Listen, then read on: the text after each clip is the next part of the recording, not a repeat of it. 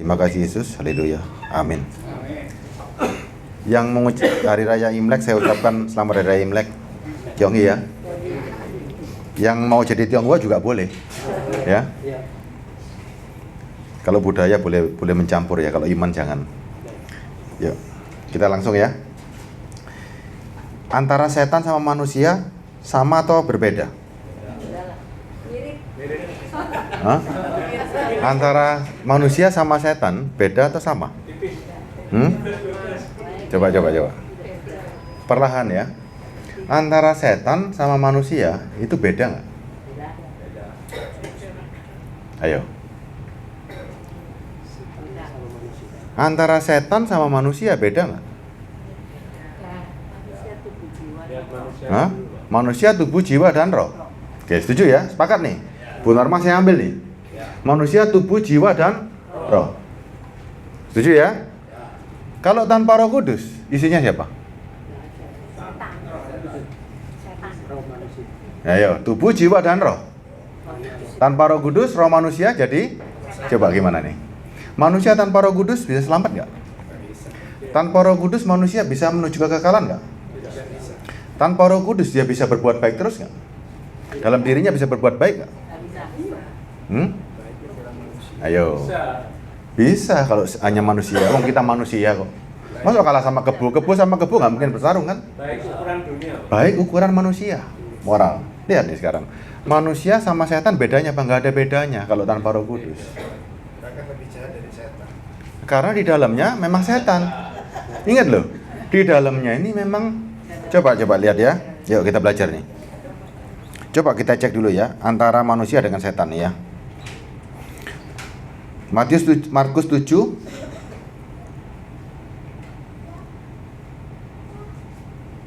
Markus 7 ya. Ayat 20-23. Markus 7 20-23. Lihat nih dalamnya orang nih ya. Katanya lagi, apa yang keluar dari seseorang itulah yang menajiskan, ini sama dengan yang merusaknya ya. Apa yang di dalam? Yang di dalam apa kira-kira nih? Ada 21-nya apa ya? Jangan nih. Sebab dari dalam hati orang loh ini ya. Hati orang nih. Hatinya orang, bukan hatinya setan loh. Hati orang. Timbul segala pikiran orang apa setan? Pikirannya jahat. Oh, coba tadi. Tadi kita dibilang manusia sama setan gimana? Oh beda. Sekarang lihat nih, Tuhan Yesus yang ngomong ya. Sebab dari hati orang timbul segala pikiran jahat. Percabulan, pencurian, pembunuhan, perzinahan, keserakaan, kejahatan, kelicikan, hawa nafsu, iri hati, hujat, kesombongan, kebebalan. Kok nggak ada yang enak ini isinya? Coba. Inikah isinya hati manusia? Iya. Isinya hati manusia. Kita aminin nggak ini? Salah satu pasti ada ya. Hah? Jangankan salah satu. Jangankan salah satu. Ini ada dalam diri kita. Coba sadari. Manusia isi hatinya itu ini loh aslinya. Ayo, cek dulu nih sekarang. Saya santai-santai aja karena di sini banyak. Saya nggak berani ngomong kasar nih sekarang nih. Sebab dari dalam, dari hati orang, ya, kok bisa? Ini katanya manusia sama setan tadi beda. Ya kan saudara dibilang manusia sama setan itu beda. Tapi kenapa yang di dalamnya kok bisa begini gitu loh. Timbul segala pikiran jahat.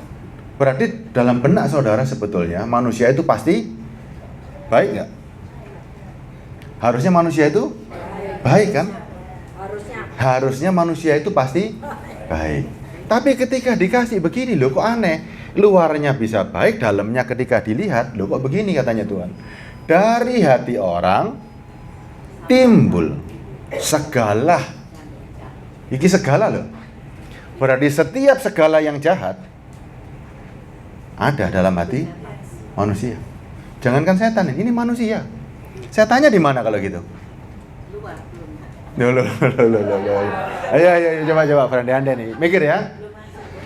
Sebab dari dalam, dari hati orang, saya orang nggak? Bisa muncul dari hati orang, timbul segala pikiran jahat, berarti muncul dari siapa ini? Dari Pak Yu atau dari diri saya sendiri? Saya kan? Saya orang. Muncul dari hati saya. Pikiran jahat, percabulan, pencurian, pembunuhan, perzinahan, keserakahan, kejahatan, kelicikan, hawa nafsu, iri hati, hujat, kesombongan, kebebalan. Apakah ini hati saya? Iya. Ini loh isi hati saya. Ini dulu hati saya. Dan sampai sekarang pun sama nggak? Ayo, jujur aja. Ini ada nggak? Ada. Selama kita hidup, ini ada terus. Ini loh, ada terus. Makanya dalam hati ini ada pertarungan. Yang satu memperkuat nih, yang satu ingin memperkuat roh ini terus nih. Sekarang saya tanya nih, kalau begitu, yang namanya roh jahat, setan roh jahat nggak? Roh jahat ya? Ada di mana dia? Di dalam. Manusia sama setan berarti sama. Ternyata spirit itu di dalam. Jadi jangan katakan setan itu di luar, enggak. Setan itu di dalam ini loh. Spirit ini yang sangat bahaya. Coba gimana cara ngusir ini? Coba. Roh Kudus. Iya. Ini harus Roh Kudus. Coba lihat. Dari hati orang timbul segala pikiran jahat. Gimana cara ngilangin pikiran jahat? Percabulan, pencurian, pembunuhan, perzinahan. Saya nggak melakukan sekarang percabulan. Saya nggak melakukan pencurian, nggak melakukan pembunuhan, nggak melakukan perzinahan. Tapi saya serakah. Kejahatan, kelicikan. Masuk surga nggak? Saya bisa sempurna nggak di mata Tuhan? Tidak. Saya nggak melakukan semuanya, tapi saya jahat. Saya licik. Saya cuma punya satu aja, hawa nafsu yang licik. Gimana kira-kira Pak Jani? Nggak bisa. Tapi katanya gampang masuk percaya Yesus masih selamat nih. Orang yang percaya Yesus, apakah ini hilang? Ini loh yang jadi bahan hari ini. Apakah setiap orang yang percaya Yesus, hatinya ininya hilang? Coba amatin ini sekarang. Kita koreksi di dalam hati kita ini masuk sekarang di dalam. Segala pikiran jahat, percabulan, pencurian, pembunuhan, perzinahan, keserakahan, kan macamnya sekarang banyak kan? Segala pikiran jahat ini kan banyak. Pikiran jahat itu gimana? Kan sekarang disebut segala pikiran jahat. Disebutkan lagi kejahatan, keserakahan, kelicikan, hawa nafsu, iri hati, hujat, kesombongan, kebebalan. Mana yang bisa hilang dari kita hari ini? Ayat lanjutnya Charles. Semua hal-hal, ini Yesus yang ngomong. Semua hal-hal jahat ini timbul dari dalam dan menajiskan orang. Coba. Sekarang kita cek lagi nih. Apakah dengan percaya Yesus ini hilang? Apakah ini hilang langsung?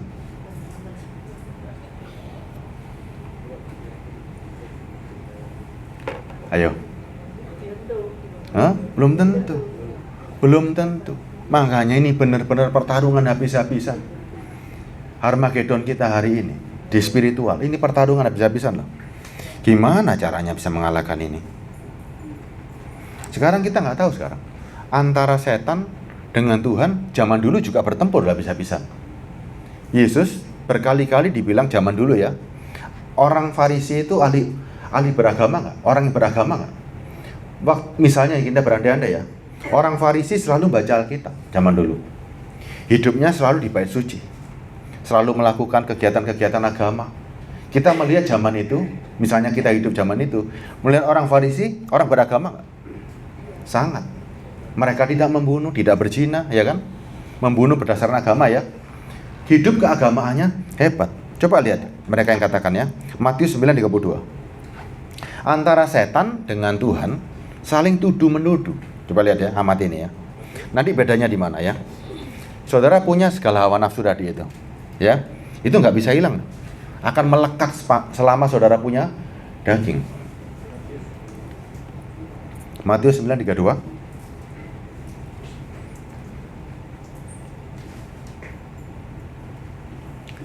Sedang kedua orang buta itu keluar, dibawanya kepada Yesus seorang bisu yang kerasukan setan. Setelah setan itu diusir, dapatlah orang bisu itu berkata-kata. Maka heranlah orang banyak, katanya, yang demikian belum pernah dibuat oleh orang Israel. Ayat 34. Ada mujizat yang begitu hebat. Tapi orang Farisi bilang gimana? Tetapi orang Farisi berkata, dengan kuasa penghulu setan ia mengusir. Coba bayangkan ya. Hari itu saudara, orang Yahudi ngelihat orang Farisi yang hebat dalam hal agama ngomong Yesus itu ngusir setan dengan kuasa setan. Yesus zaman itu masih belum seterkenal sekarang. Yesus cuma bisa hari itu melakukan mujizat. Kira-kira saudara di pihak siapa hari itu? Saudara di pihak siapa? Di pihak Farisi atau di pihak Yesus? Saudara, kira-kira Yesus hari itu, orang Farisi bilang dengan kuasa penghulu setan ia mengusir setan. Saudara kira-kira ada di pihaknya Farisi atau di pihaknya Yesus? Tetap ya Yesus. Pihak Yesus, Bobo di pihak Yesus. Ayo. Tetap. Hah? Ayo lihat nih, zaman itu loh ini. Zaman itu loh. Lagi kita lihat nih. Ya. Matius 12 ayat 22.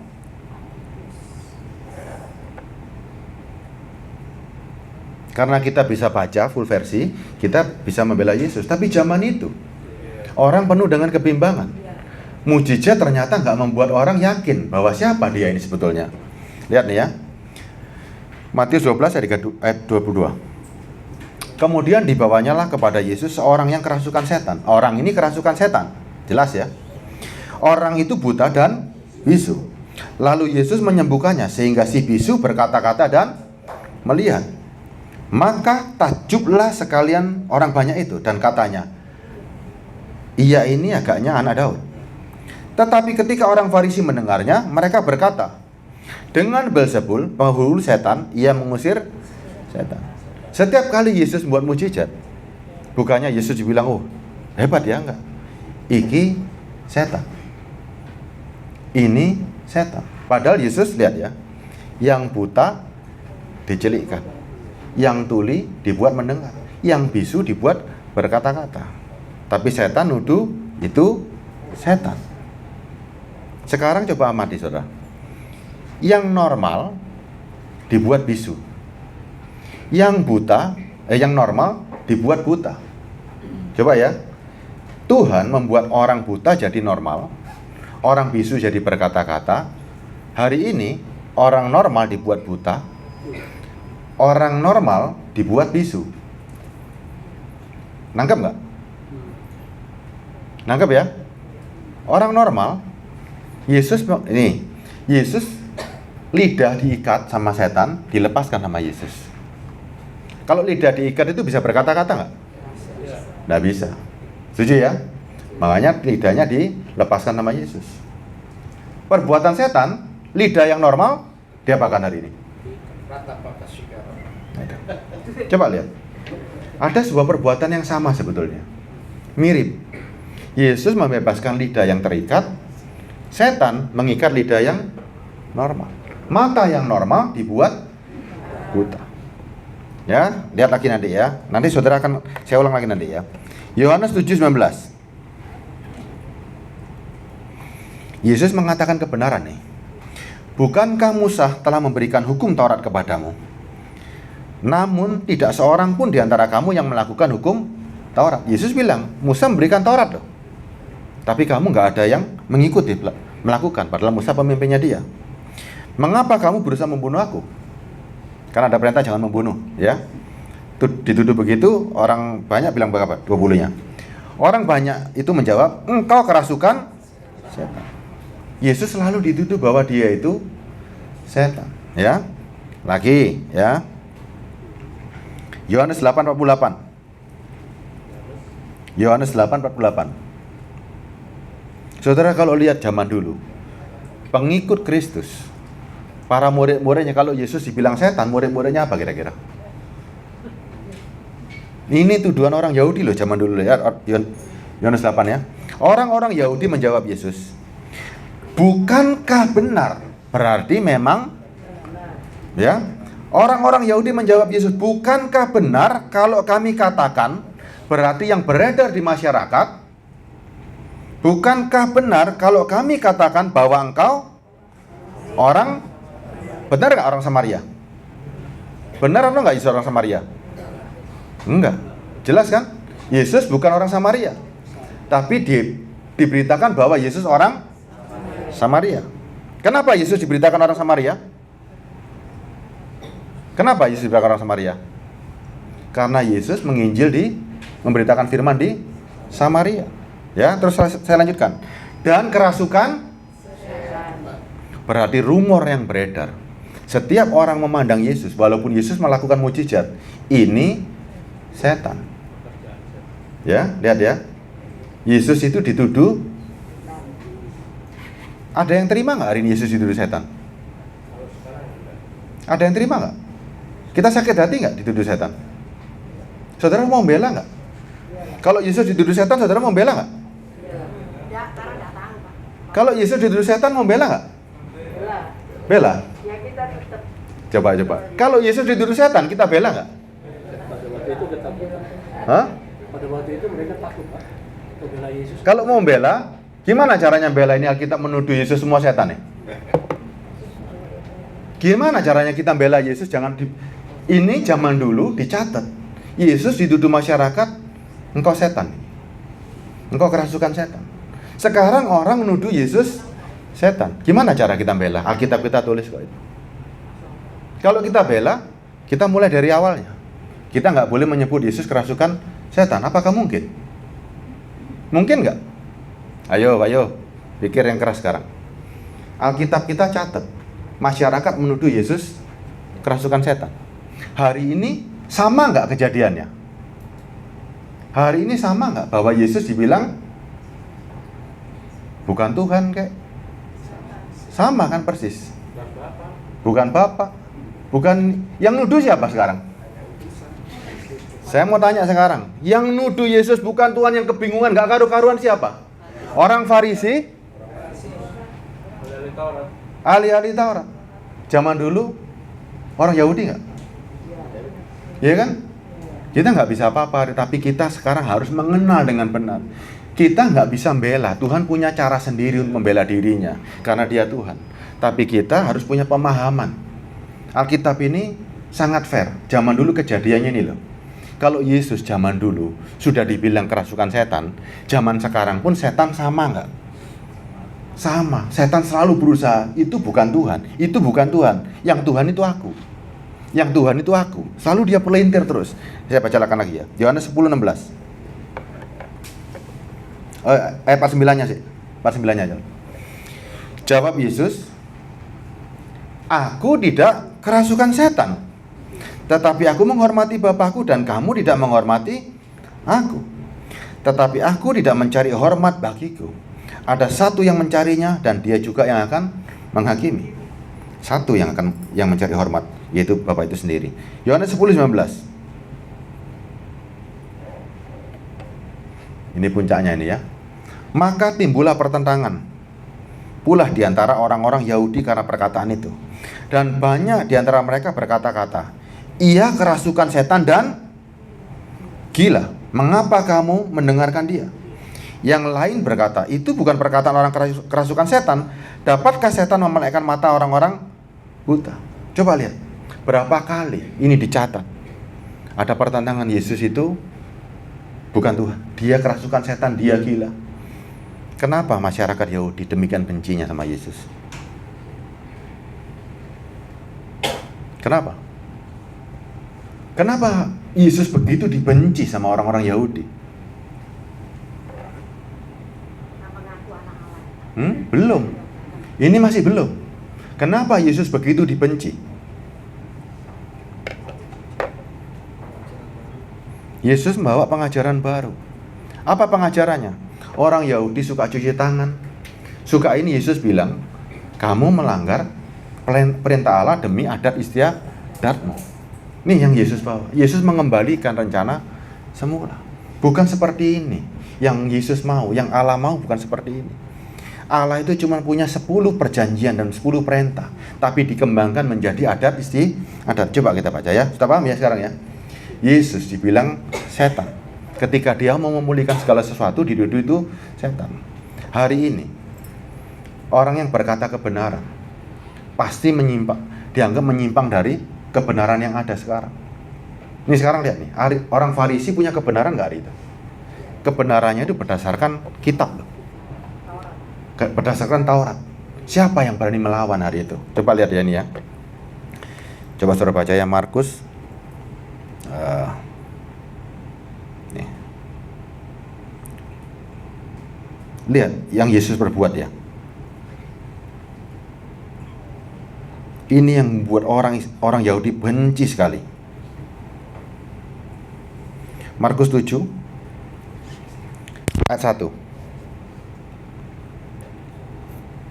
Nih lihat. Pada suatu kali serombongan orang Farisi dan beberapa ahli Taurat dari Yerusalem. Yerusalem itu tempat bait suci. Berarti orang-orang yang hebat. Ini kantor pusat ya. Datang menemui Yesus. Coba lihat ayat 2-nya. Mereka melihat bahwa beberapa orang muridnya makan dengan tangan najis, yaitu dengan tangan tidak dibasuh. Ayat 3. Sebab orang-orang Farisi seperti orang-orang Yahudi lainnya, berarti wajar nggak cuci tangan? Wajar, harus. Wajib, karena itu ketetapan dari Musa. Orang-orang Yahudi yang tidak makan kalau tidak melakukan pembasuhan tangan lebih dahulu. Karena mereka berpegang pada adat istiadat nenek moyang mereka. Ketetapan dan peraturan itu sudah menjadi aturan baku. Ya. Ayat 4-nya. Dan kalau pulang dari pasar, mereka juga tidak makan kalau tidak lebih dahulu membersihkan dirinya. Banyak warisan lain yang mereka pegang, umpamanya mencuci cawan, kendi, perkakas tembaga. Ayat 5. Karena itu orang Farisi dan ahli-ahli Taurat bertanya padanya, mengapa murid-muridmu tidak hidup menurut adat istiadat nenek moyang kita, tetapi makan dengan tangan najis? Ini bahasanya, mengapa muridmu tidak hidup menurut ketetapan dan peraturan yang diberikan Musa? Nah ini sekarang nyambungnya nih ya. Nyambungnya ini sekarang nih, ayat 6-nya nih. Iman setan. Ini sebelum lanjut ayat 6, inilah iman setan. Tahu nggak iman setan itu? Apa kira-kira iman setan? Setan juga punya iman loh. Dan imannya sangat bagus. Kalah saudara sama imannya, sama setan. Setan bisa melihat Yesus yang spiritual nggak? Bisa nggak? Karena kita nggak bisa melihat spiritual, setan berani menuduh ini setan. Setan masuk dalam dirinya Pak Joni. Ada Yesus di situ, itu Yesus bilang setan. Ya kan? Orang nggak tahu siapa yang di dalamnya Yesus pada hari itu. Tapi setan tahu siapa itu Yesus. Makanya dibilang itu setan. Yang di dalam dirinya Pak Joni ngomong aku ini. Waktu orang Farisi bilang itu setan, dalam dirinya Pak Joni siapa kira-kira? Setan nuduh setan? Enggak kan? Harus ada jadi Tuhan kan? Yang satu holy, yang satu evil. Lebih banyak mana evil sama holy kalau nuduh orang? Coba. Kan gitu kan? Lebih banyak mana evil sama holy kalau nuduh orang? Evil. Selalu nuduh kalau ada orang berbuat kebenaran, selalu dia, oh ini setan ini. Ini setan. Ini setan. Lihat ya. Ayat 6-nya ini iman setan nih, lihat ya. Apa kira-kira iman setan itu? Apa kira-kira iman setan? Benarlah nubuat Yesaya tentang kamu, hai orang-orang munafik.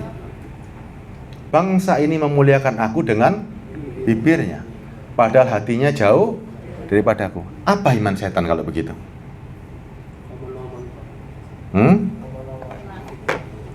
Coba sekarang renungkan dalam. bangsa ini memuliakan aku dengan bibirnya. Setan ketemu Yesus memuliakan Tuhan nggak? Ya, dan bibir toh. Setan ketemu Tuhan memuliakan bibir nggak? Dia nggak akan berani pakai mulutnya dia langsung ngomong bahwa Yesus itu setan, tapi dia pakai orang. Berani dia. Tapi setan tahu siapa yang dihadapin dia. Kenapa dia pakai mulutnya manusia? Karena dia nggak berani berhadapan langsung. Coba lihat nih ya. Bangsa ini memuliakan aku dengan bibirnya. Waktu setan ketemu Tuhan, kira-kira ngomongnya gimana? Yakobus 2, 19-20. Ini ya. Semua nggak ada yang punya iman setan kan? Nggak ada kan? Nggak ada ya, yakin ya? Oke, kita cek nih sekarang ya. Yakin ya? Engkau percaya bahwa hanya ada satu Allah saja, itu baik. Tetapi setan-setan pun juga percaya hal itu dan mereka gemetar. Setan takut nggak dengan Tuhan? Takut kan? Setan sama Tuhan takut nggak? Setuju ya? Setan sama Tuhan takut. Sekarang saya tanya nih. Setan sama Tuhan takut, manusia sama Tuhan? Hah? Setan sama Tuhan, dia lihat Tuhan, dia takut. Manusia sama Tuhan? Nekat mana sekarang? Nih, kita uji satu-satu ini. Setan sama Tuhan takut. Setan percaya Tuhan itu satu. Manusia bilangnya gimana sekarang? Coba lihat. Setan bilang Tuhan itu cuma satu, dia percaya. Ahli Taurat, para hamba Tuhan, kan kita sendiri bilang kebingungan sendiri. Tuhannya ada berapa coba? Nekat mana sama setan? Nah ini ya, coba lihat nih ya, amati. Oh ternyata saya sama setan ternyata karena setan sudah ada daging, makanya dia punya kekuatan berlipat. Kalau setan spirit sendirian, dia tidak akan berani. Kalau dia masih berupa spirit, tidak masuk dalam daging, dia akan tunduk, nggak akan berani. Bahkan dia bisa diperintah sama Tuhan. Tapi begitu dia ada di daging, dia gunakan daging untuk melawan. Ya, dia gunakan daging kita untuk melawan habis-habisan. Kenapa? Karena kalau melawan, yang dihukum siapa? Saudara, ada spirit, evil spirit yang tadi di hati tadi. Ngelawan kehendak Tuhan. Yang dihukum siapa? Hah? Ya manusianya yang dihukum. Yang bego siapa kalau gitu? Hah? Dia yang setan yang ngelawan, yang dihukum kita. Coba bayangkan. Kita punya hikmat nggak hari ini? Anda kalau punya hikmat, nggak mau saya dijadikan kambing hitam. Ngapain saya melawan? Ya kan? Lihat sekarang iman setan tuh ya. Tetapi setan-setan pun juga percaya hal itu dan mereka gemetar. Hai manusia bebal, maukah engkau mengakui sekarang bahwa iman tanpa perbuatan adalah iman yang kosong? Setan percaya dia Tuhan, tapi hatinya setan tunduk gak sama Tuhan? Yuk. Setan nurut gak kehendaknya sama Tuhan? Tuhan punya kehendak, nurut gak setan itu? Enggak. Ya, jelas ya. Iman setan itu percaya Tuhan. Kita percaya semua Tuhan. Tapi hatinya setan gak percaya sama Tuhan karena dia melawan. Sekarang manusia mulutnya percaya sama Tuhan. Tapi kalau nggak tunduk sama Tuhan, berarti sama nggak? Sama. Makanya dari tadi sampai sekarang yang kita bahas hari ini, hati-hati. Hati-hati kalau tidak ada perubahan. Mulut kita itu kelihatannya memuji Tuhan, kelihatannya beribadah, hati kita ternyata tidak tunduk, tidak menyembah sama Tuhan. Buktinya apa? Memang keselamatan itu dari Tuhan. Artinya begini loh ya, kita nggak bisa apa-apa. Siapa yang bisa sanggup dari sorga Tuhan suruh turun? Ada yang sanggup nggak? Nggak kan? Makanya keselamatan itu datangnya dari inisiatif Tuhan. Tidak ada yang memerintahkan, tidak ada yang sanggup merintahkan Tuhan untuk turun. Kita dengan kemampuan kita untuk mencapai langit nggak mungkin. Tuhan turun dengan inisiatifnya. Itulah keselamatan itu bukan karena kekuatan, itu anugerah yang aku berikan. Aku mau nih misalnya ya, saya mau turun di sini. Nih, itu kehendak Tuhan, bukan karena upaya saudara. Tapi setelah saya turun, saya tawarkan untuk saudara percaya, itu bagian keputusan kita. keputusan kita. Keputusan manusia mau bertindak nggak? Ya. Jadi ketika saudara selamat atau enggak, saudara hari ini Tuhan turun. Saudara mau percaya nggak? Perlu sebuah tindakan. Orang tanpa Tuhan, ya, tanpa Tuhan ini, hatinya ada yang baik, moralnya ada yang baik. Kita yang mengenal Tuhan, yang bisa memuji Tuhan, seharusnya jauh lebih. Itu yang harusnya jadi iman tanpa perbuatan yang mengikuti. Saudara punya Tuhan, berarti hidupnya harus, kan orang tandanya punya Roh Kudus harus tertarik kepada kekudusan, tertarik pada kesucian. Begitu orang punya Tuhan, perlu diajari nggak sih moral itu? Oh, kan sudah ngerti. Bobo ngajari anak kecil zaman dulu, Feli diajari moral kan? Pasti diajari caranya harus baik sama orang tua, harus begini, iya kan? Apalagi ditambahin Roh Kudus. Begitu kita punya Roh Kudus, ya, perhatikan baik-baik. Moral kita berlipat-lipat nggak? Akan mendekat kepada kekudusan, kebenaran. Kalau saudara memujinya sudah top, ya, ibadahnya 7 hari seminggu, kelihatannya ada Tuhan. Terus Tuhan ngomong begini, Tuhan ini kan terbuka, saudara di mata Tuhan kan terbuka kan? Terbuka loh. Orang ini memuliakan aku dengan bibirnya, tapi aku nggak ada di hatinya. Gimana kira-kira?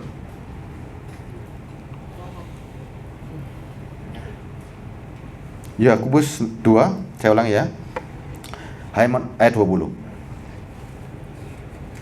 Hai manusia yang bebal, maukah engkau mengaku sekarang iman tanpa perbuatan adalah iman yang kosong? Kosong. Zero. Kalau Tuhan tidak ada dalam hati. Dan bukti Tuhan ada dalam hati, kita menyembah. Bukti orang menyembah, berarti orang menyembah itu kan gak punya kuasa. Ini sekarang ya, lebih dalam lagi ya. Ada 2 keinginan. Di dalam hati ada Roh Kudus, ada Tuhan. Tuhan punya keinginan nggak? Punya kehendak nggak? Punya kan? Evil spirit punya kehendak yang masuk di daging. Kalau saudara nuruti keinginannya evil spirit, nih sekarang nih ada 2 kekuasaan. Daging punya keinginan, Tuhan punya kehendak juga, sama-sama punya keinginan. Saudara berada di tengahnya, saudara punya aksi. Ya, saudara punya aksi di sini. Roh Kudus membawa saudara kepada kekekalan, kepada jiwa. Keinginan ingin dipuaskan. Ketika saudara menjatuhkan pilihan, ini pertempuran tiap hari loh. Ini pertempuran yang harus saudara hadapi tiap hari. Bangun tidur, mau tidur, dalam tidur pun saudara bertempur habis-habisan. Capek nggak dengan pertempuran seperti ini? Capek kan? Makanya orang yang tulisan Alkitab selalu dicatat. Tubuh ketika selesai, tulisannya istirahat. Kenapa? Karena ini bertempur terus. Ada kekuatan besar di sini, sangat besar. Dan saya pun nggak mampu. Tanpa Roh Kudus nggak mampu. Makanya jurus paling kuat yang Tuhan berikan, saliban. Tanpa disalib nggak akan mampu. Ini saliban, matikan. Mati ya. Supaya keinginannya itu mati. Kalau enggak, nggak bisa. Makanya Tuhan bilang, salibkan dirimu. Artinya apa? Pikiranmu seperti pikiran Kristus. Ini loh raga ini. Ini punya keinginan kuat, jiwa juga punya keinginan kuat. Ketika kita bertempur di sini, Tuhan bawa kita kepada kekudusan. Daging ingin dipuaskan. Saudara mau milih yang mana hari ini? Ada ayat kan, mendukakan Roh Kudus kan? Bagaimana Roh Kudus berduka? Ayo. Bagaimana Roh Kudus bisa berduka? Kita kalau mengikuti keinginan daging, berduka nggak Roh Kudus? Dia cemburu banget loh ini. Di sini kayak ini hatinya kayak bener-bener hati yang sangat cemburu banget loh. Kenapa dia sangat cemburu? Karena sangat cinta. Dia punya keinginan. Dia tahu kan jiwa kita ini kekal kan? Raga ini ada batasnya kan? Coba bayangkan ya. Raga kita tanpa jiwa, mati nggak? Mati kan? Raga kita diisi jiwa, bisa mati nggak? Raga kita diisi jiwa, bisa mati nggak? Bisa mati karena raga ini terbatas. Ya kan? Bisa mati, Bu. Makanya makin lama makin terbatas. Dan Tuhan tahu, raga ini nggak ada gunanya. Pasti binasa. Ayo, turuti keinginanku sekarang. Ragamu ini terbatas. Sudah saatnya sekarang yang di dalam mengendalikan yang di luar ini. Kendalikan benar-benar. Kita beriman pakai mulut, tapi hati kita juga menyembah Tuhan. Bukti kita menyembah tunduk pada semua kehendaknya. Tuhan boleh nggak sih kita enak-enakan sama pakai ini? Boleh. Yang sesuai dengan kehendaknya. Tapi begitu ini menyimpang dari kehendaknya, potong dan penggal. Itu ekstrimnya, potong dan penggal. Saya kemarin merenung ini, mengikut Kristus. Ternyata Tuhan kasih cara paling efektif. Salibkan. Kalau enggak mampu. Siapa yang mampu sekarang? Siapa yang mampu? Dalam hati saya itu isinya ada kesombongan, ada iri hati, ada segala pikiran jahat, ada semua. Capek kan? Capek kan? Beleset sedikit bisa jatuh deh. Coba, iman kita sekarang nggak boleh iman yang kosong, harus diserai dengan perbuatan. Makanya orang Kristen hari ini, sebutan Kristen kan hinaan, dibenci sama orang. Ya, ini dibenci sama orang. Sekarang saudara pegang menyandang nama Kristen. Harusnya sekarang nama Kristen itu menjadi nama yang benar-benar menjadi ditakuti oleh dunia. Bukan menjadi sahabatnya dunia, tapi benar-benar ditakuti. Kenapa? Saudara punya iman yang benar, punya roh yang benar. Tapi kalau kita nggak punya ini, gimana coba? Iman yang masih punya iman setan? Atau sudah hilang? Masih punya iman setan atau sudah iman yang disertai perbuatan? Ayo. Masih punya iman setan atau masih setengah-setengah ini? Iman setan itu memujinya pasti nomor 1. Pasti nomor 1. Memuji, menyembah, pokoknya persekutuan di mana-mana bisa hadir. Tapi perbuatannya tidak sesuai. Kan setan gitu. Setan lihat Tuhan gemeter dia. Tapi dia tidak nurut apa yang Tuhan inginkan. Dia tahu itu Tuhan. Dia sangat tahu ini Tuhan. Tapi suruh nurut, enggak. Manusia juga sama kan? Tapi nekatan manusia kan? Ya kan, setan nggak berani berhadapan langsung. Setan masuk dalam diri manusia dan suruh manusia itu berhadapan. Yang dobok siapa kalau gitu? Ya kan? Manusia kan? Makanya saudara perlu hari ini betul-betul jeli. Yang Tuhan yang mana, yang setan yang mana. Betul-betul awasi terus ini. Jangan-jangan saya ini masih iman setan. Bahaya kan? Bahaya nggak kira-kira? Sangat loh. Coba lihat Yesus yang Yesus lakukan ya. Markus 7:34 nih. Lihat mujizatnya Yesus nih. Kemudian sambil menengadah ke langit, Yesus menarik nafas dan berkata kepadanya, Efatah. Hari itu kalimat Efatah jarang didengar. Bahasa roh nggak? Ini bahasa roh nggak? Efatah. Efatah. Coba Efatah ulang 1000 kali. Jadi apa coba? Ayo silakan Pak Yo. Coba. Ya kan? Efatah ini ada arti jelas. Ini bahasa Aramaik.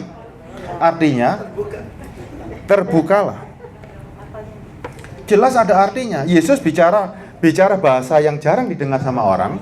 Berapa kali coba?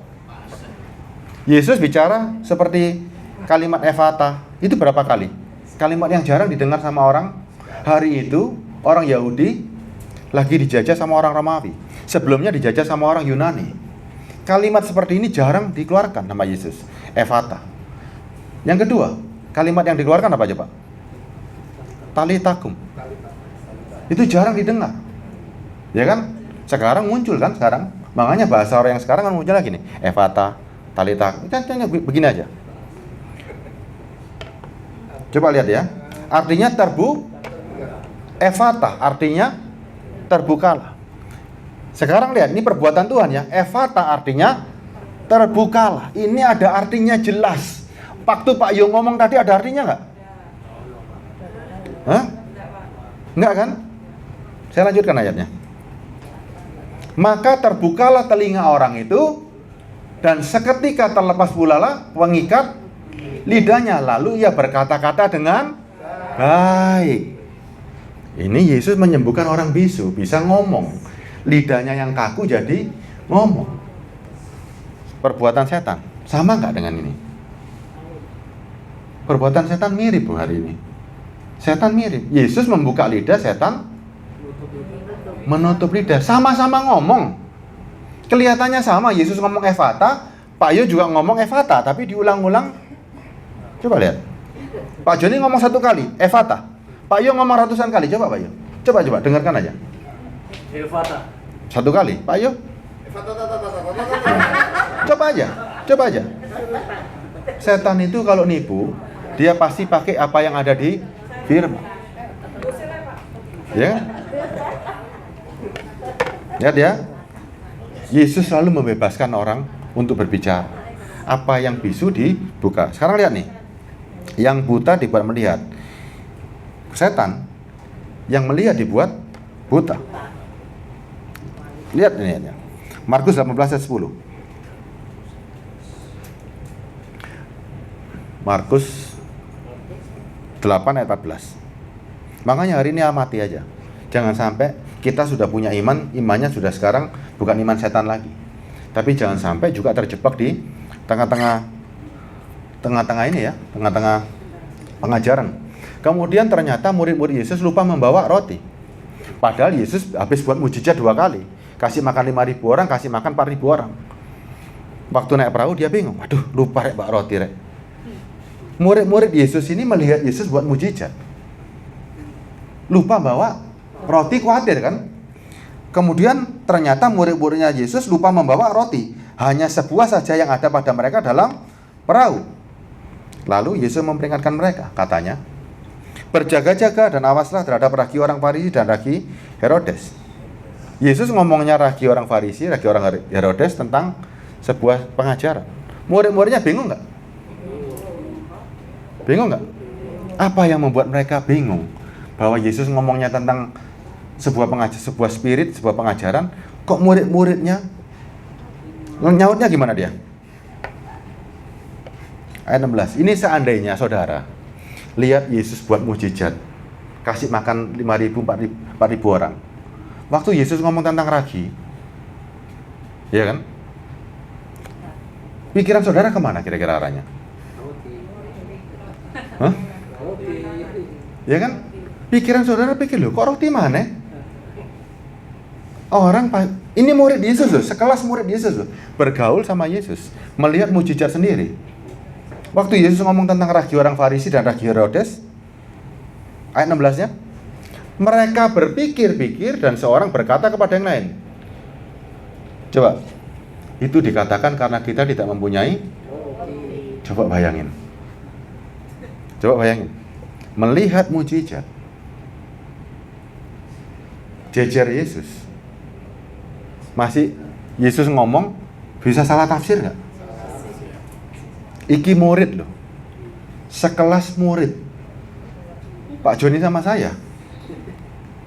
Coba hidup pada masa yang demikian jauhnya, ya, hidup demikian jauhnya, baca firman tanpa Roh Kudus, bisa melingsing nggak? Ini bergaul karib, barusan mengalami mujizat. Yesus ngomong hati-hati, ragi orang Farisi dan ragi Herodes. Pikiran kita, waduh cocok karena kita nggak bawa roti. Padahal harusnya kan mikir, pasti bukan tentang roti, karena kalau tentang hal jasmani, Yesus bisa penuhi. Pikiran kita selalu bicara tentang jasmani. Ini yang paling bahaya. Makanya jangan sampai mata kita hari ini buta. Yang bisa melihat, jangan sampai buta lagi. Alkitab tidak pernah mengajarkan untuk, nih ya, Alkitab ini kalau saudara baca dari Kejadian sampai Wahyu, tujuannya cuma satu. Apa tujuannya? Diberkati atau untuk kerajaan sorga? Setuju semua ya? Setuju semua kan? Alkitab ini cuma satu tujuan, membawa kita kepada keselamatan. Berarti saudara nggak buta kan? Yang buta. Kalau yang buta, coba Alkitab ini membawa kita menuju, jelas nggak sebetulnya? Walaupun ada berbagai cerita tentang jasmani, ada nggak ceritanya? Ada kan? Tapi kita kan nggak boleh terjebak di cerita jasmaninya. Kita tahu mengarahnya ini kemana sebetulnya. Awal cerita ini akhirnya di mana? Saudara kalau baca Alkitab hari ini, kan diajarin kan? Awalnya ini, akhirnya ini. Ya. Tadi sudah giring nih, hatinya sudah bersih sekarang. Ya. Hati sudah bersih, imannya sudah bukan setan. Sekarang melihat Alkitab ini sudah pakai manusia baru. Ya. Manusia baru melihatnya isinya untuk, ayo, sama kayak muridnya tadi atau beda sekarang? Sama atau beda? Beda ya. Kita sudah melihat Alkitab ini sebuah buku keselamatan untuk diri kita. Saudara cari ketika baca ini, apa yang menyelamatkan? Apa yang bisa membuat aku selamat hari ini? Apa keinginan Tuhan? Apa kehendak Tuhan? Apakah kehendak Tuhan pelajaran tulisannya melungkeri kisah ini? Pelajari bahasa Grikanya, pelajari bahasa Ibraninya. Apakah begitu? Apakah gini? Pelajari maknanya, mengertilah kehendakku, berubahlah hidupmu. Coba belajar pengetahuannya atau merubah hidup kita sampai kita mengerti. Ayo. Alkitab ini simpel loh, sangat simpel loh. Ini buku bukan buku untuk pinter-pinteran, buku untuk merubah diri kita. Ya, ini buku merubah. Yang dirubah yang di luar atau di dalam? Di dalam. Yang luar itu otomatis. Dalam ini berubah, luarnya pasti berubah. Makanya tadi, iman kita bukan iman setan. Iman kita betul-betul iman yang murni. Mulutku mengaku, hatiku benar-benar menyembah dan percaya. Sehingga kita tahu cara membaca Alkitab ini. Alkitab cuma membawa satu tujuan, Pak. Ya, jangan terpanah, jangan terjebak. Kemudian coba lihat nih, Perjanjian Lama. Perjanjian Lama ada pemimpin yang hebat. Sangat hebat. Namanya Musa kan? Setuju ya? Saudara hidup di zaman hari ini, zamannya siapa hari ini?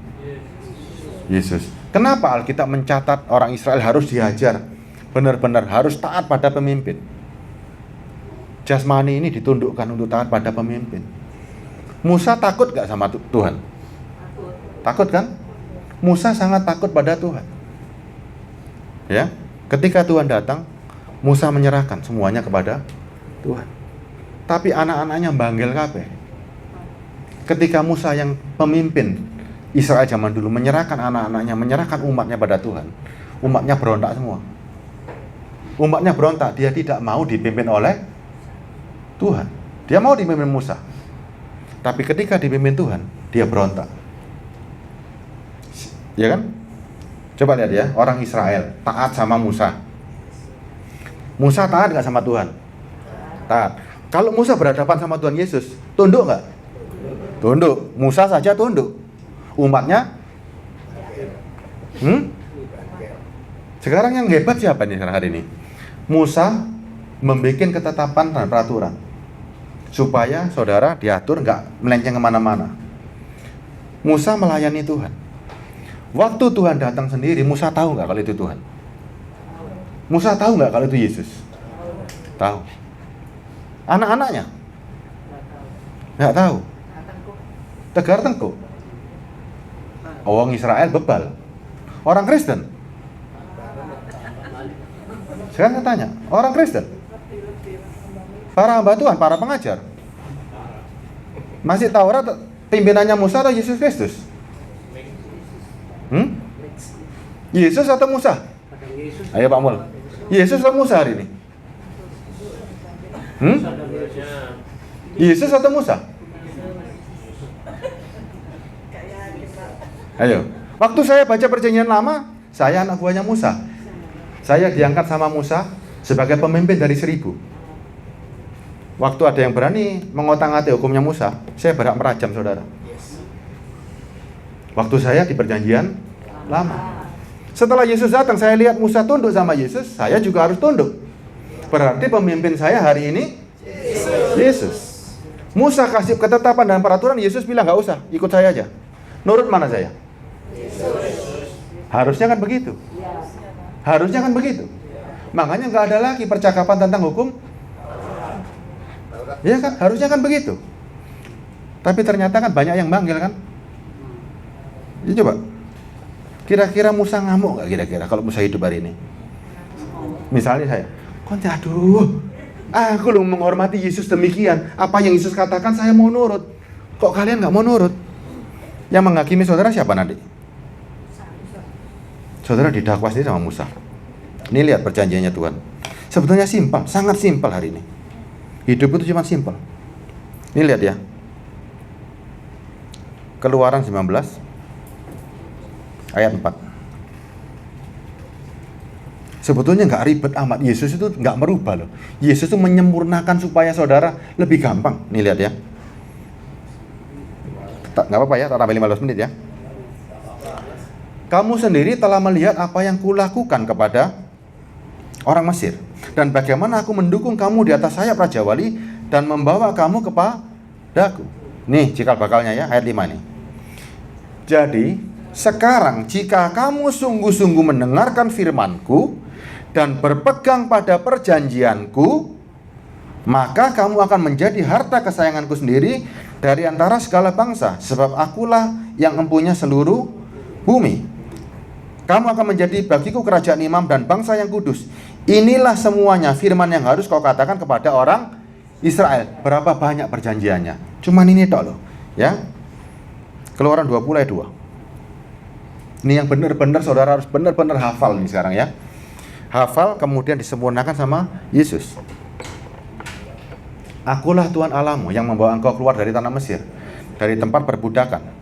Ya, jangan ada padamu Allah lain di hadapanku. Berarti Tuhan itu satu.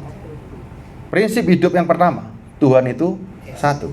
Ya, yang kedua, ayat 4, jangan membuat patung yang menyerupai apapun yang ada di langit atas atau yang di bumi bawah atau yang ada di bawah air di bawah bumi. Jangan sujud menyembah kepadanya atau beribadah kepadanya, sebab akulah Tuhan Allahmu, adalah Allah yang cemburu, yang membalaskan kesalahan bapa kepada anak-anaknya, kepada keturunan ketiga, keempat dari orang-orang yang membenci aku. Tetapi aku menunjukkan kasih setia kepada beribu-ribu orang, yaitu yang mengasihi aku dan berpegang pada perintah. Yang kedua cuman satu Tuhan, jangan buat patung dan jangan sujud kepada patung tadi. Yang ketiga, jangan menyebut nama Tuhan Allahmu dengan sembarangan. Zaman dulu tidak semua orang boleh menyebut nama Tuhan, hanya seorang nabi saja boleh menyebut. Atas nama Tuhan hanya seorang nabi saja. Makanya ketika ada orang, zaman dulu ya, perjanjian lama, ketika ada orang berani menyebut nama Tuhan, dia disebut seperti, ketika ada orang berani menyebut nama Tuhan, disebut seperti nabi. Saul. Dan dia, waktu Saul diurapi, dia langsung profesi, bernubuat seperti nabi. Karena nama Tuhan tidak boleh disebut sama orang sembarangan. Keempat, ingatlah dan kuduskanlah hari Sabat. 6 hari lamanya engkau akan bekerja dan melakukan segala pekerjaanmu. Hari Sabat itu dibuat untuk saudara atau untuk Tuhan? Untuk manusia. Saudara bekerja 6 hari, 1 hari istirahat. Ya, entah milih hari apa saja, ya. Mau Sabtu, mau Jumat, mau Kamis, mau apa terserah. Pokoknya ada istirahat untuk dirimu, ya. Baik atau buruk? Baik. Kelima, hormati ayah ibumu supaya lanjut umurmu di tanah yang diberikan Tuhan Allahmu kepadamu. Itu yang kelima. Yang keenam, ini yang 5 kan sudah buat Tuhan semua ya. Semua untuk Tuhan. Sekarang yang keenam, Jangan membunuh, jangan berzina, jangan mencuri. Yang keenam ya, jangan membunuh, jangan berzina, jangan mencuri. Kesembilan, jangan mengucapkan saksi dusta tentang sesamamu. Yang kesepuluh, jangan mengingini rumah sesamamu, jangan mengingini istrinya, atau hambanya laki-laki, atau hambanya perempuan, atau lembunya, atau keledainya, dan apapun yang dipunyai sesamamu. Bagus kan perintahnya? Bagus kan? Semua agama fondasinya itu ini. Semua agama di dunia ini fondasinya. Ya kan? Semuanya baik kan? Kalau tentang moral, tentang satu Tuhan, semua kan sama kan? Ya kan? Semua ini sama. Nah sekarang lihat apa yang Yesus lakukan. Matius 22 ayat 37. Ingat ya, hukumnya ada berapa saudara? Pelajari benar-benar ya. Hukumnya ada berapa?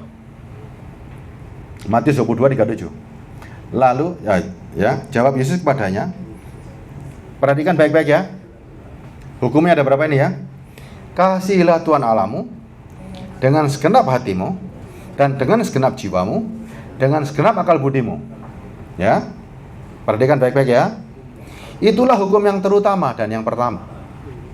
Ya. Dan hukum yang kedua yang sama dengan itu. Kasihlah sama manusia seperti dirimu sendiri. Pada kedua hukum inilah tergantung seluruh hukum Taurat dan kitab para nabi. Ada berapa hukum?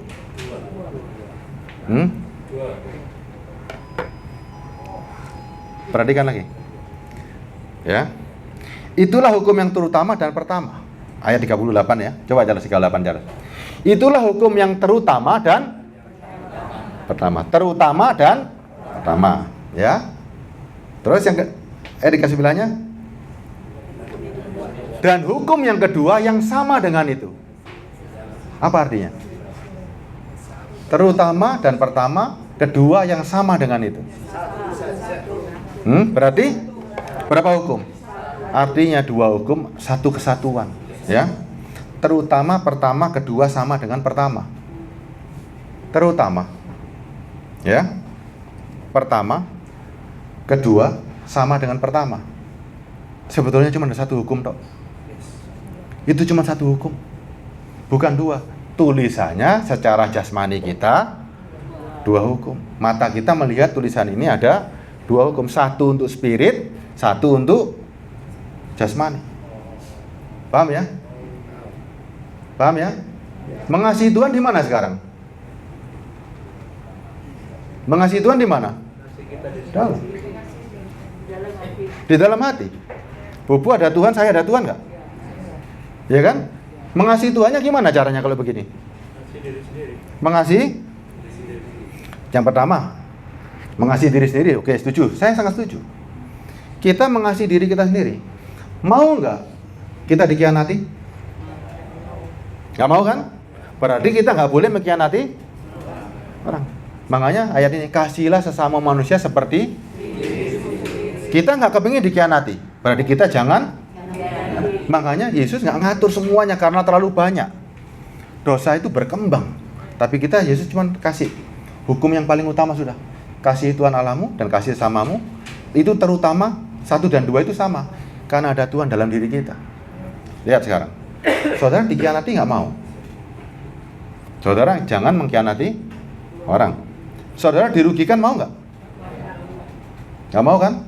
Merugikan orang? Hah? Mau apa nggak mau? Kalau jual beli nggak ada masalah loh ya. Kalau jual beli itu kesepakatan. Ya, kalau jual beli itu sepakat. Ya, kalau jual beli sepakat, Aqua di Alfamart 2000, Aqua di hotel itu kesepakatan ya. Kalau jual beli nggak ada masalah. Itu bisnis, itu boleh. Ya, boleh. Yang nggak boleh itu gini loh. Saudara mau nggak yang namanya sekarang ini milik kita diambil sama orang dengan tipu, mau nggak? Nggak mau kan? Berarti juga sama dong. Kalau saudara nggak mau diambil dengan tipu, juga jangan nipu yang lain. Hukum Tuhan itu simpel hari ini. Berarti kita cuma berhubungan sama siapa hari ini? Kita hari ini berhubungan sama siapa hari ini? Tuhannya di mana? Sudah di hati, tapi di mana Tuhannya? Kita nggak selfish kan hari ini kan? Kita nggak selfish hari ini. Kita tahu ada Tuhan di hati. Juga ada Tuhan di Pak Ayu, ada Tuhan di Bubu, ada Tuhan di orang tua saya, ada Tuhan di Pak Joni. Berarti Tuhannya di mana masing-masing kalau begitu? Berarti dalam diri manusia itu ada Tuhan. Iman kita sekarang iman yang bukan iman yang kosong. Kita ngomong sama Tuhan, berani memuji Tuhan. Iman kita juga disertai perbuatan. Perbuatan kita kemana? Perbuatan kita kemana? Nih, yang Tuhan mau. Kamu mau ketemu aku? Sesama manusia. Sesama manusia. Ini ajaran Yesus yang diadopsi dan dikopi kepada semua agama hari ini. Coba Buddha ngajarin kan sama kan? Buddha ngajarin sama. Itu kopi dari Tuhan Yesus Kristus. Ini diambil hari ini. Yesus cuma ngomong, kasihilah Allahmu dengan segenap hati dan segenap pikiran, segenap jiwamu. Terus caranya gimana Tuhan? Kasih samamu manusia seperti dirimu sendiri. Kita loh cinta sama diri kita. Saya cinta nggak sama diri saya? Cinta. Saya kepingin menyenangkan diri saya sendiri. Sama. Kalau begitu orang lain juga sama. Makanya di dalam diri orang masing-masing punya Tuhan. Waktu kita melihat orang, kita bukan melihat orang yang lain, tapi kita melihat Tuhan di sana. Ya.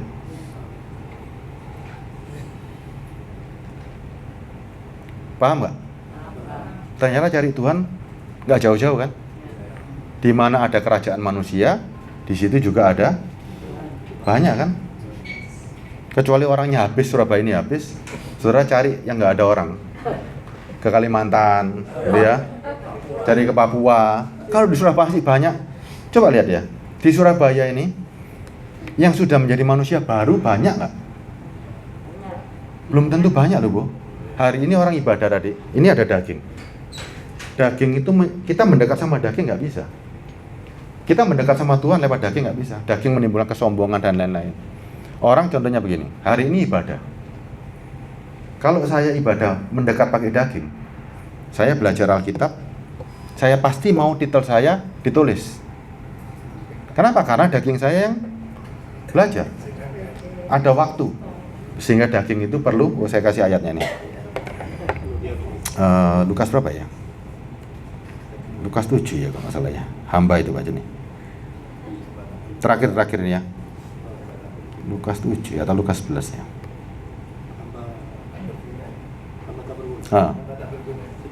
17 ya. Lukas 17:10 ya. Oke. Lukas 17 ayat 7. Siapakah di antara kamu yang mempunyai seorang hamba yang membajak atau menggembalakan ternak baginya? Bayangkan ya. Saudara punya hamba. Betul ya? Punya hamba yang membajak atau menggembalakan ternak baginya. Jadi saudara punya hamba ini. Ya. Dan berkata kepada hamba itu, setelah ia pulang dari ladang, mari segera makan. Bukankah sebaliknya ia akan berkata kepada hamba itu, sediakan makananku, ikat pinggangmu, layani aku sampai selesai makan minum, dan sesudah itu engkau boleh makan dan minum. Artinya kepuasan siapa dulu yang diutamakan? Kepuasan tuannya. Kejam nggak ini? Kejam nggak tuannya? Hah? Coba ya, bayangkan ya. Kita punya hamba hari ini. Hamba itu kita suruh bajak, kita suruh kasih makan ternak. Ya, kita perintahkan. Kita mau makan. Saya mau makan. Ikat pinggangmu, layani aku sampai selesai. Ya. Ayat 9. Selesai aku makan minum, baru boleh istirahat. Ayat 9. Adakah ia berterima kasih kepada hamba itu karena hamba itu telah melakukan apa yang ditugaskan kepadanya? Perlu nggak saya terima kasih kepada hamba itu? Kejam nggak saya? Siapakah hamba itu? Siapakah tuannya? Loh. Siapakah hamba, siapakah tuannya? Nih sekarang. Siapakah hamba itu, siapakah tuannya? Ayo saya ulangi ya. Ayat 7. Ya. Sampai saudara ngerti. Siapakah di antara kamu? Berarti siapa yang punya hamba? Yesus atau kita? Jelas nggak ya? Siapakah di antara kamu yang mempunyai seorang hamba yang membajak dan mengembalakan ternak baginya? Berarti hamba tersebut melakukan aktivitas buat kita. Dan akan berkata kepada hamba itu setelah ia pulang dari ladang, mari segera makan. Bukankah sebaliknya ia berkata pada hamba itu, sediakan makanan bagiku, ikatlah pinggangmu, layani aku sampai aku selesai dan makan dan minum. Sesudah itu kau boleh makan dan minum. Ini gampangnya gini loh. Hamba ini kita perintah sampai saya puas. Boleh nggak? Hah? Kejam? Boleh atau nggak boleh? Lihat. Hamba ini akan saya perintahkan habis-habisan hari ini. Yesus yang kasih perintah lah nih. Ayat 9-nya. Adakah iya? Apakah saya perlu berterima kasih dengan hamba itu? Karena hamba itu telah melakukan apa yang aku tugaskan kepadanya. Lihat sekarang ya. Lihat sekarang ya, perhatikan ya. Tuhan ada di mana hari ini? Ini akan mati. Ini adalah hamba. Nih, daging ini hamba. Ketika daging ini kita perintahkan, lakukan sesuatu. Perlu nggak saya terima kasih sama daging? Nggak perlu. Perintahkan semaksimal mungkin. Ini hambamu, bukan tuanmu. Daging ini hamba, bukan tuan. Yang tuan itu yang di dalam. Makanya memperbudak daging ini. Nggak perlu dikasih terima kasih. Tidak perlu dikasih penghargaan. Apapun yang dia lakukan untuk kepentingan yang di dalam. Diri sendiri. Paham ya? Daging tidak perlu dikasih reward. Ya, karena ini ada masanya. Tuan yang di dalam ini yang harus dipuaskan. Nih, paham ya? Kejam nggak saya? Enggak. Karena saya tahu ini hamba, bukan tuan. Yang di dalam ini tuan. Karena ada Tuhan di dalam. Ini kekal, ini sementara. Ini makanya Tuhan, setelah aku puas, baru engkau boleh makan dan minum, baru boleh istirahat. Kalau aku belum puas, iya. Rest and peace. Selama aku mau dilayani, layani aku sampai habis. Jangan kasih kesempatan, jangan kendor, ya. Demikian juga lah kamu, apabila kamu telah melakukan segala sesuatu yang ditugaskan kepadamu, hendaklah kamu berkata, kami hamba-hamba yang tidak berguna. Kami hanya melakukan apa yang harus kami lakukan. Ini dagingmu. Tuhan di dalam. Ketika Tuhan punya kehendak, dah daging ini tunduk pada otoritas. Itulah arti menyembah dalam roh dan kebenaran. Jadi Tuhan bukan kejam, tapi memang daging ini harus diperintah dan tidak boleh punya salibkan. Ya, jangan kasih kesempatan. Jangan kasih kesempatan. Masuk setelah kita suruh gini, misalnya nih, habis kita melayani, karena dagingku melayani, karena khotbahku hebat, tak kasih ginju yang api. Perlu nggak? Kan nggak perlu kan? Nggak perlu kan sekarang kan? Karena kita melayani capek-capek, aku kasih penghargaan buat ini daging. Cara ngasih penghargaan gimana? Hah? Enggak. Karena aku melayani, aku nuntut dong. Aku melayani capek-capek, tuku no motor, BK. Kan nggak perlu. Dia harus melakukan apa yang dari dalam. Yang di dalam sudah ada Tuhan. Tuhan nggak butuh apa-apa. Tuhan cuma mau bawa yang di dalam ini menuju ke kalah. Daging ini sebentar lagi wis perbudak sampai legrek. Sampai legrek. Ya, makanya dia bilang gini. Bukankah sebaliknya ia akan berkata pada ayat 8 ya. Makanya daging yang melahirkan roh. Kemenangan di atas kemenangan. Yang punya kendali hari ini adalah yang dari dalam. Ini yang mengendalikan kita hari ini. Bukankah sebaliknya ia akan berkata kepada hamba itu, sekarang daging ini, sediakan makanan bagiku, ikatlah pinggangmu, layani aku sampai aku selesai makan dan minum. Sesudah itu kau boleh makan dan minum. Layani aku, selama aku hidup, layani aku. Setelah aku naik ke surga, istirahatlah kamu. Itu yang kita lakukan buat daging ini. Paham ya? Paham ya? Paham ya Bu ya? Ini daging ini loh, perbudakan sampai habis. Tapi ini kan beda sama kayak kita pijet itu beda ya. Oh, enggak ada masalah, lebih pijet dibilang. Ini loh, ya artinya selama itu tidak melawan keinginan Tuhan, enggak ada masalah. Punya uang mau pijat ya boleh. Sekarang punya uang mau fashion boleh nggak? Ya boleh. Mau duitnya dewe kok. Ya kan boleh. Apapun boleh kalau itu sesuai dengan aturan. Kalau nggak sesuai aturan ya jangan coba-coba. Ya kalau itu misalnya ini loh, saudara punya uang banyak berlebih-lebih, boleh beli perhiasan boleh. Nggak ada yang nggak boleh. Tapi yang nggak boleh kalau misalnya ini ngakalin orang, ya kan? Karena hatinya kepingin orang naik mobil, nggak punya pekerjaan, Gimana cara ngakalin? Om itu tak akali, oh ya caranya ya tak akali ya. Nah itu nggak boleh, ya kan? Diakali, Pak Yu tak akali, apa cara ngakali? Malah ketiga. Enggak, itu nggak boleh, itu namanya scamming. Ya. Tapi daging harus diperbudak habis-habisan. Tahu artinya scamming? Saya kasih ini artinya scamming supaya saudara ngerti ya. Sekali-sekali belajarnya ya scamming ya. Nih, scamming adalah penipuan ya yang dilakukan untuk mendapatkan, ini dunia loh ya, dunia ya. Jadi saudara harus amati. Dunia tahu caranya menghindari scam. Scamming ya. Artinya dunia tahu caranya menghindari scamming. Ya. Scamming adalah penipuan yang dilakukan untuk mendapatkan uang, barang dari korbannya. Ya, atau data pribadi dari korbannya itu scamming. Jadi penipuan yang dilakukan untuk mendapatkan uang, barang atau data pribadi dari korbannya. Scamming dilakukan secara online atau di dunia nyata.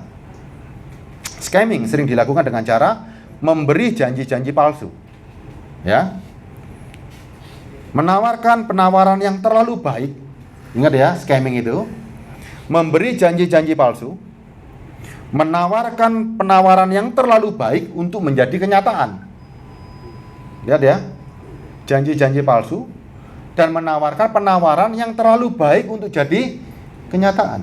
Percepatan kayak begini kayak, kok kesawangan semuanya enak, hati-hati. Dan para pelaku scamming berpura-pura memiliki atau menjadi otoritas yang terpercaya. Paham ya? Seorang yang melakukan scamming, melakukan penipuan, dia harus menjadi yang dipercaya.